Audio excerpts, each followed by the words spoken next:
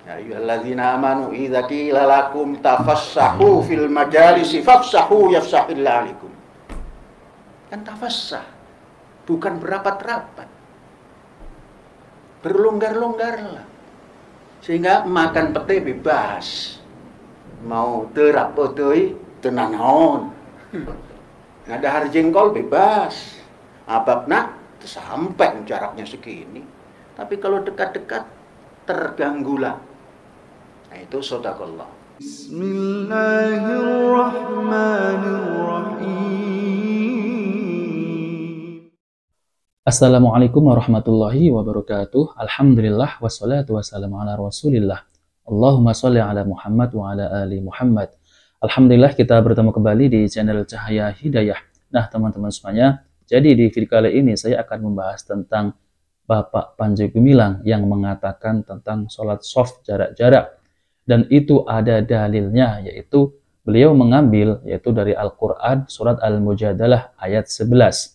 Nah, teman-teman semuanya, mari kita simak video tersebut. Sholat berjarak-jarak, baca Quran saja. Kalau baca Quran ketemu. Surat berapa itu coba? Ya ayyuhalladzina amanu idza qila lakum tafassahu fil majalisi fafsahu yafsahillahu alaikum. Kan tafassah, bukan berapat-rapat. Berlonggar-longgarlah. Sehingga makan pete bebas. Mau terap otoi tenanaon. Ngadahar jengkol bebas. Ababna sampai jaraknya segini. Tapi kalau dekat-dekat terganggulah. Nah itu shadaqallah. Dan ini perjalanan fikih itu nggak boleh statis. Bergerak terus. Nah, ya. Akal manusia itu menciptakan akal baru. Maka bahasa atinu aklun itu benar. Latina liman la aklala. Intinya peganglah yang namanya Quran dan Sunnah. Nah, teman-teman semuanya, jadi di akhir video Panji Gumilang ini mengatakan maka peganglah Al-Quran dan Sunnah Nabi. Kemudian beliau juga mengatakan ya bahwa dia menafsirkan tentang kalau sholat jarak-jarak itu ya mengambil dari Al-Quran yaitu surat Al-Mujadalah ayat 11 ya. Dia menafsirkan jarak-jarak ataupun renggang-renggang karena nanti kalau makan pete tidak mengganggu yang sebelah. Dan kemudian Bapak Panji juga mengambil ayat tadi itu bacaannya juga salah ya. Semestinya itu fafsahu yafsahillahu lakum. Tapi Bapak Panji salah itu likum ya. Seharusnya lakum. Nah, teman-teman semuanya, jadi benarkah surat Al-Mujadalah ya itu menerangkan tentang sholatnya itu ya softnya itu renggang-renggang ya, yaitu renggang semeter yang seperti dalam video ya. Apakah benar ya? Mari kita cek ya. Kita akan bacakan dulu ya surat Al-Mujadalah itu ayat 11. Apakah benar berkaitan dengan soft yang ada di surat Id kemarin ya. A'udzubillahi minasyaitonirrajim. Ya ayyuhalladzina amanu idza qila lakum tafassahu fil majalisi fafsahu yafsahillahu lakum wa idza qila ansuzu fansuzu yarfa'illahu alladzina amanu minkum walladzina utul ilma darajah wallahu bima ta'maluna khabir. Nah, teman-teman semuanya, saya akan artikan ya. Wahai orang-orang yang beriman, apabila dikatakan kepadamu berilah kelapangan di dalam majelis-majelis, maka lapangkanlah. Niscaya Allah akan memberi kelapangan untukmu. Dan apabila dikatakan berdirilah kamu, maka berdirilah. Niscaya Allah akan mengangkat derajat orang-orang yang beriman di antaramu dan orang-orang yang berilmu beberapa derajat. Dan Allah Maha teliti terhadap apa yang kamu kerjakan. Nah, teman-teman semuanya, jadi di dalam Al-Quran ini ya, kalau kita baca terjemahannya itu memang tidak ada sangkut pautnya dengan masalah soft sholat ya. Kemudian saya akan bacakan tafsirannya oleh tafsir Ibnu Katsir ya. Wahai orang-orang yang beriman, apabila dikatakan kepadamu berlapang-lapanglah dalam majelis. Maka lapangkanlah, niscaya Allah akan memberi kelapangan untukmu. Dan apabila dikatakan, berdirilah kamu, maka berdirilah, niscaya Allah akan meninggikan orang-orang yang beriman di antara kamu dan orang-orang yang diberi ilmu pengetahuan beberapa derajat. Dan Allah Maha mengetahui apa yang kamu kerjakan. Allah SWT berfirman untuk mendidik hamba-hambanya yang beriman, seraya memerintahkan kepada mereka agar sebagian dari mereka bersikap baik kepada sebagian yang lain dalam majelis-majelis pertemuan. Jadi ini ada dalam majelis ya, yaitu majelis Nabi SAW ya. Jadi tidak ada sekali tentang soft sholat id yang renggang-renggang ataupun sholat wajib. Nah, teman-teman semuanya, terus bagaimana asbabun nuzul ya, surat Al-Mujadalah ayat 11 ini? Apakah ada kaitannya dengan soft sholat seperti yang dikatakan Panji Gumilang? Bukatil Ibnu Hayyan mengatakan bahwa ayat ini diturunkan pada hari Jumat, sedangkan Rasulullah SAW pada hari itu berada di Sufah, serambi masjid. Dan di tempat itu penuh sesak dengan manusia. Tersebutlah pula bahwa kebiasaan Rasulullah SAW ialah memuliakan orang-orang yang ikut dalam perang Badar, baik dari kalangan muhajirin maupun dari kalangan ansor. Kemudian saat itu datanglah sejumlah orang dari kalangan ahli perang Badar, sedangkan orang-orang selain mereka telah menempati tempat duduk mereka di dekat Rasulullah SAW.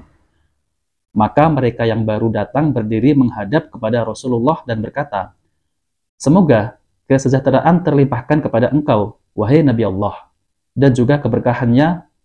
Lalu Nabi SAW menjawab salam mereka. Setelah itu mereka mengucapkan salam pula kepada kaum yang telah hadir, dan kaum yang hadir pun menjawab salam mereka. Maka mereka hanya dapat berdiri saja, menunggu diberikan keluasan bagi mereka untuk duduk di majelis itu. Nabi SAW mengetahui penyebab yang membuat mereka tetap berdiri, karena tidak diberikan keluasan bagi mereka di majelis itu. Melihat hal itu, Nabi SAW merasa tidak enak, maka beliau bersabda kepada orang-orang yang ada di sekelilingnya dari kalangan muhajirin dan ansor yang bukan dari kalangan ahli Badar. Ya. Kemudian, "Wahai fulan, berdirilah kamu, juga kamu, wahai fulan." Dan Nabi SAW mempersilahkan.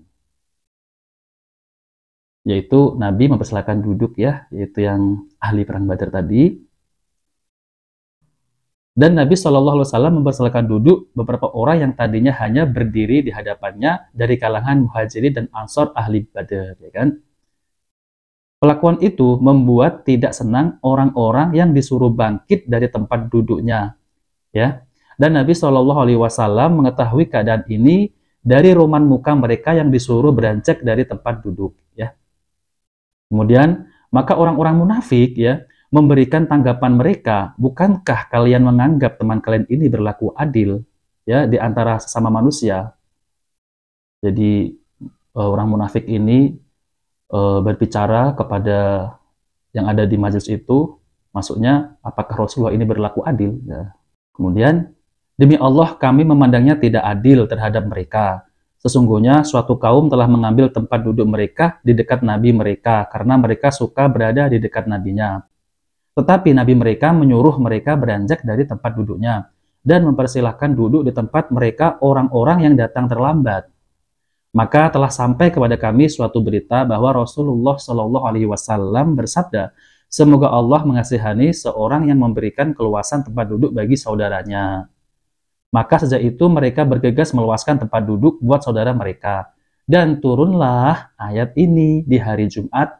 Demikianlah menurut riwayat Ibnu Abu Hatim." Teman-teman semuanya, jadi dalil yang dipakai ya oleh Bapak Panji Gumilang itu adalah tidak benar ya.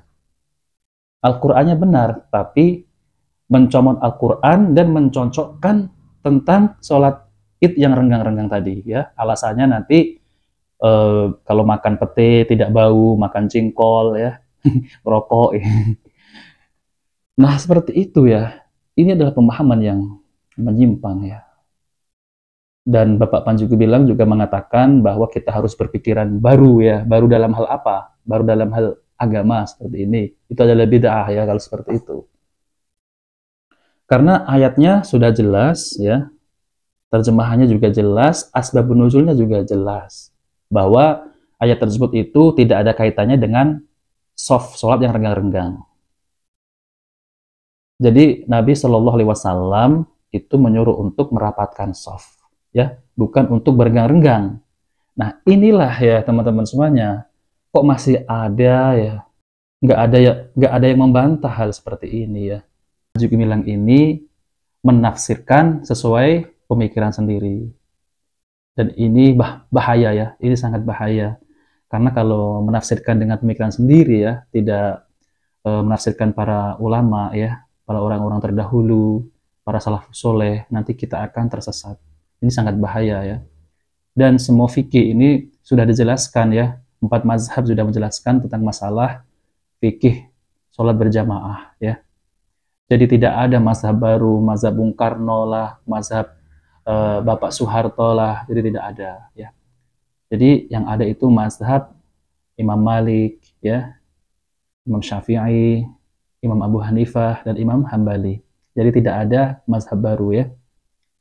Nah teman-teman semuanya ya, jadi kesimpulannya adalah ya, saya ingin ya MUI ini mengajak diskusi ya, tentang masalah terkait ini ya. Jadi agar supaya umat ini terang benderang ya, ajaran ini bahwa ajaran yang menyimpang. Dan banyak lagi semestinya penyimpangan-penyimpangan yang dilakukan oleh Bapak Panji Gumilang. Dan ini sangat berbahaya karena akan merusak akidah umat Islam ya. Nanti ajaran Islam ini akan timbul ajaran-ajaran baru ya.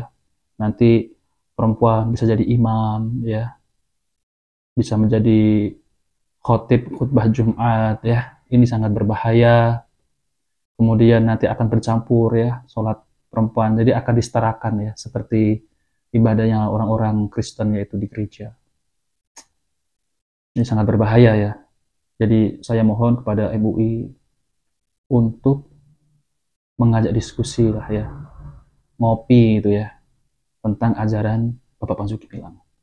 Nah oke teman-teman semuanya, jika video ini bermanfaat jangan lupa like dan subscribe di channel Cahaya Hidayah. Wabillahi taufiq wal hidayah. Wassalamualaikum warahmatullahi wabarakatuh.